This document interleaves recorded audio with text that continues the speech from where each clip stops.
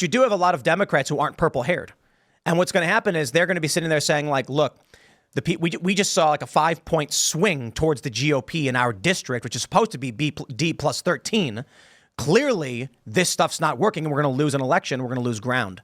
Donald Trump going to New York, going to San Francisco, going to the Bronx. I mean, did he go to San Francisco? I don't know. He did, didn't he? I know that he was in California. California. Week, but I don't know about San Francisco. But I'm hoping that this can force. You don't think there's any hope at all? I think that men are leaving the Democratic Party at a rapid rate. Yeah. We're at a point where very soon the most masculine force in the Democratic Party are going to be the trans women. They're going to be the ones in charge. They're going to be the only men left.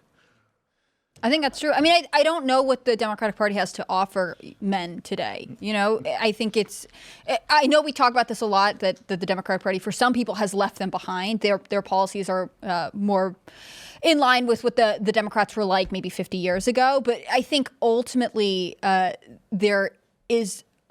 think a lot of the youngest generation doesn't like either party. And so they sort of look at each election sifting out, well, what are my interests and who is most qualified to represent me? Well, like, don't you think that the way the counterculture dynamic has worked in that respect leans right now? I mean, we're either tied or a little bit up with the under 30 crowd. And for some reason, me in particular, I do very well with the under 30 crowd. And I used to be part of that crowd, but it's been a hot minute.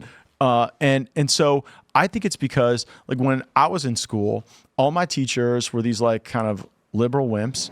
I'm sorry, all my teachers were like the buttoned up conservatives, right? They were all the like, you know, they all were like part of the Rotary Club and, you know, had their hair in the bun. And now they're the liberal wimps. And so you got students now who are like, the way to post up on your pansexual teacher is to like want to get married and be normal and straight. Yeah, well, I think the issue is young people are lonely. No, there's a loneliness epidemic. And I think men and women are now seeing that the progressivism has led to just pain and emotional pain and loneliness. So you're getting a lot of young men. There was a funny story I heard where there was like a college party and all the guys were drunk and started singing the Star Spangled Banner, and the women just looked around like, oh, like, what do we do? Because women are one side of are going left and men are going right. Younger guys, I think, you know, you look at Andrew Tate, you look at Jordan Peterson. You can look at the good or the bad, doesn't matter. Young men are lonely, they're upset, and they're looking for masculine role models, and the Democrats are telling men to F off. I think that there is definitely an aspect of that. I also think for the, you know, fresh 18 to 22-year-olds, they were young under Trump's economy and probably watched their parents stress less than they do now, trying to set up their own lives. What's the cure to loneliness, you think? Friendship? I think it's community building, and I think this starts with the family. I think the nuclear family in America isn't valued enough, but we also see it in the fact that people there's less religious participation. People aren't volunteering at the same rates. Like, we are ultimately on our screens all the time thinking we're pseudo-connected to people as opposed to actually. The cure for loneliness for men is meaning. Like, give them something to do. Give them something that matters. But think about this. 17-year-old kid, young man, sitting in his room, playing video games, saying, I don't know what to do to improve my life. I don't know where to go. Imagine one day they decided to go to church. The people there would instantly be like, you're saved. We love you. You're amazing. Come hang out with us. We'll show you things. We'll teach you things. They're going to meet some guy and he's going to be like, let me show you how to do woodworking or something.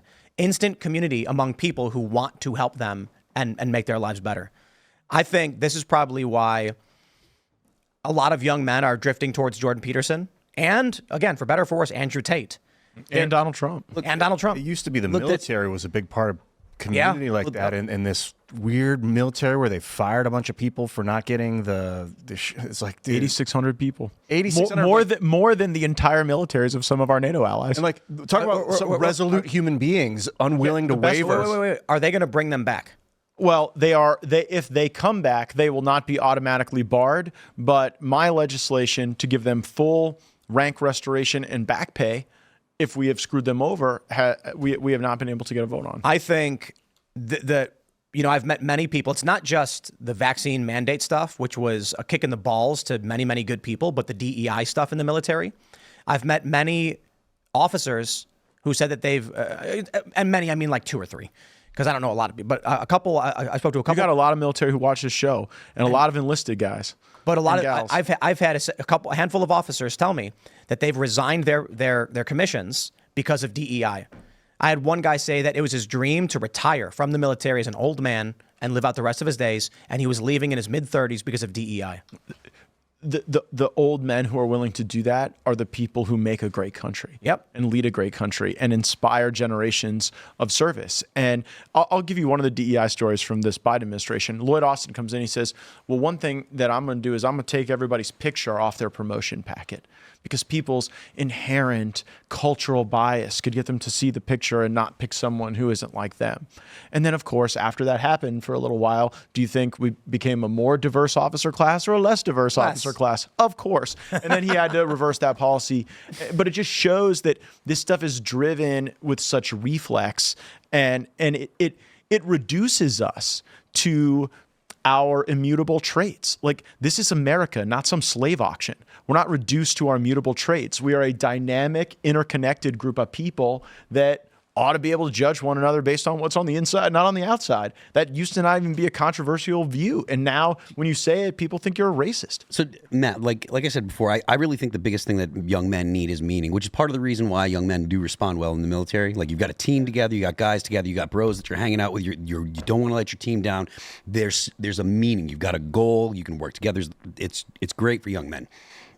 One of the things that I'm thinking about, or that has been on my mind lately, is the fact that when you have a nation of young men without meaning that have economic problems, you've got a tinderbox of social problems. Because young guys that don't have stuff to do, they go out and they get into fights. They go out and they do commit crime. They go out and they do bad stuff. What kind of policy is possible? Not even should we implement. What kind of policy is possible to fix that? Because right now, I think that most of the problems that we have come from the fact that that young men are not being given any kind of support from society. Is that fixable? I don't know. I kind of like go back to the calls of nature, right? Like, what does a man want? Like, you want a companion, you want a family, you want a home, you want, the shelter. Like, the caveman wanted certain things. Sure. And I think that we're not all that different now.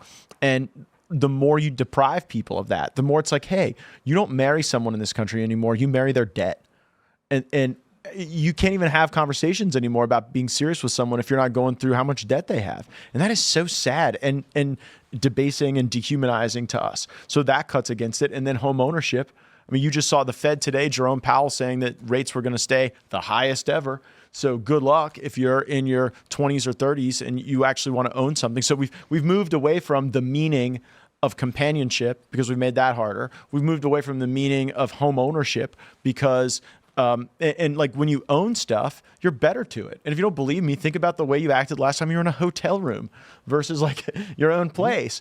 And so I think that the policies that will encourage that will be policies that reduce this deficit. Again, as we're talking, we're accumulating this debt deficit, making money more expensive, and that makes it harder for people to live their dreams and achieve that meaning. Now you're talking about something that's extremely important to me, mandatory spending.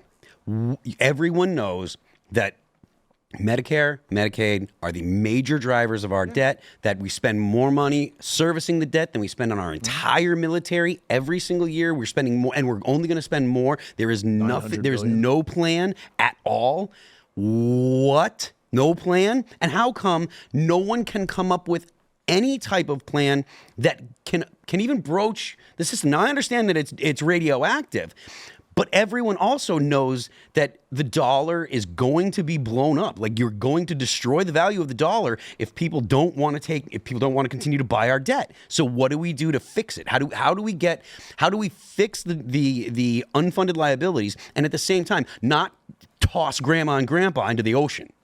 I think you have to, like, every journey starts with a single step. And on mandatory spending, for me, you start with the Medicaid program.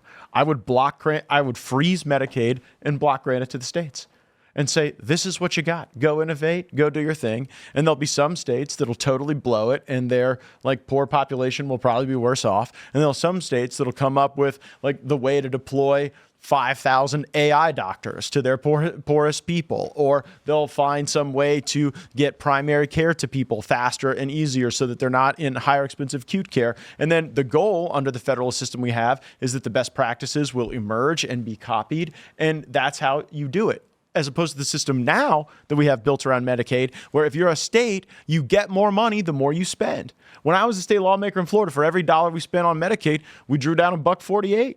Why would you want to spend less? You want to spend more because that enhances your drawdown. So what is the maximum we can spend on this population?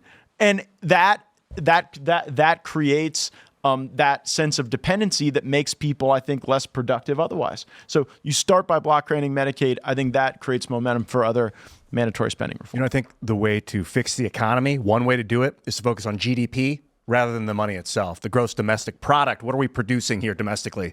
And if we start with hydrogen and we start retrofitting our economy to a hydrogen carbon fuel system, like a hybrid system, the hydrogen can be run through the methane ports that we already have open, according to Jim Tour at Rice University. You can produce this stuff from carbon trash by hitting it with 7,000 degree electricity called flash joule heating. You get hydrogen fuel and you get graphene byproduct. So it's like profitable to create hydrogen.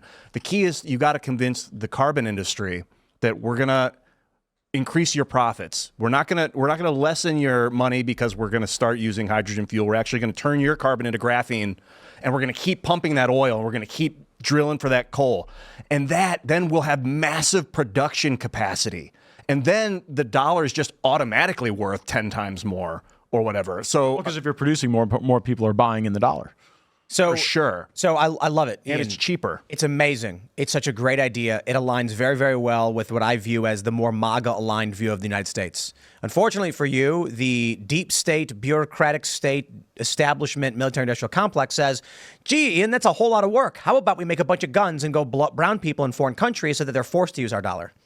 Yeah, they're going to keep doing that. It's not about convincing the carbon industry to adopt new metrics or new systems. It's about shutting down the cabal of psychotic warmongers. Or repurposing their focus into a drone destruction program where we're blowing up drones instead of people. You can even paint the drones brown if you're obsessed with it. That can affect the profits of the corporations, but doesn't change the fact the likes of Hillary Clinton and her ilk and the Liz Cheneys are thinking if we put more of our young men and women in harm's way in foreign countries, they'll be forced to use the petrodollar. They don't care about drone program profits or whatever. They care about, can we point a gun at a foreign country so they use the petrodollar? Well, it's a carrot and a stick because you go drop, tens of thousands of troops into Europe. You create an entire contracting economy around that's going to occur in the dollar. Right. So that's... Yep. The reason they give the dollar, everyone said, why are we giving $12 million in gender studies to Pakistan? So that they spend the dollars. They want more of them because they have them. They have an incentive to value it because they have value in it. You're right that the OPEC or this dollar where they're forcing people to use the US dollar, that's a problem. But what's going to happen is some other country is going to start pumping out hydrogen with this flash joule technology before the United States. I don't disagree. And then the entire world's going to have to pivot and we're going to be... Don't even disagree. And that's why I think Trump is right. If you look at the direction the MAGA politics, the populist politics are going, it's secure our borders, bring jobs back, get the Americans back to work, better trade agreements so that they're not offshoring our jobs. And stop being weird. And stop being weird, for sure. But Trans-Pacific Partnership, you're out the window. Then you look at the Clinton, Biden, Obama, deep state garbage, the Cheneys, and it's, we don't want to do anything for the American people. We don't have to. We're going to make guns and we're going to bomb people. And then they have no choice but to use our stuff. And sooner or later, you're correct, there will be a shift. Russia just shuts down euro and dollars on their market. China's dumping dollars. They've been dumping bonds. They're going to adopt Bitcoin and gold. And then one day we're going to wake up and be like, why is the dollar worthless? You pumped out massive amounts of it. The war machine was faltering and failing, and you did nothing at home to build up GDP. So that's why I like when Trump, he got $3 billion reinvested in Michigan for auto manufacturing. Think about how crazy that was. Amazing. And then as soon as Biden comes in, right back to Mexico. One way to enhance our GDP is when all the Taiwanese move here because China makes a move on Taiwan. Well, I mean, like everyone's like, oh no, what will we do when China takes Taiwan? We won't have a blender that speaks 5 languages anymore. And I'm thinking like, well, where the fuck do you think these Taiwanese are going to go? They're not going to stick around. They're coming here. So that probably bodes well for us. We got a little learning to do. No, but the Biden administration would turn them away because they're that kind of smart administration. I don't know if that's a fair critique of Biden. There's a company. I don't care if it's fair. Screw him. There's like a private company that's working on this flash joule production technology for the carbon and the hydrogen. But what's the best way to work with the government for a large private graphene corporation to kind of subsidize. Like if you just look, man, I knew I did not learn enough about graphene for this episode, but You've been here before. You've had I time know to prep. it's on me. I had a few other. I was trying to keep Steve Bannon out of jail today. I'm hoping to talk about that. Maybe that's our 10 o'clock hour subject. But like, if you look at how those things have been scaled with technology, principally throughout our nation's history, it's through the DoD, it's through the military, and for most of our lives, like in Silicon Valley, the most important stakeholder, the most important investor has been the Department of Defense. And now we're in a really different incentive structure where our brightest minds are not working on breakthrough technology. Our best minds are working on how to keep you on a video view for 0.8 seconds longer. And what's the way to get more likes on a meme? Keep you not how to scrolling get indefinitely. lasers and munitions. Like if we had DOD working with graphene corporations to like set up facilities all over the country and be like, look, we've got them in your district. We want to put one in every state. We want to put one in like 3 of them in every state. Ian's already understanding congressional politics. You're going to want to start with the state of the appropriations chairman, the speaker, the key authorizers for armed services. That's okay. That's really where you're going to want to sprinkle this imaginary project. Are going to go in their states. Thanks for watching this clip from Timcast IRL. Make sure to check out the live show Monday through Friday at 8 p.m. on this channel. Subscribe, and we'll see you all there.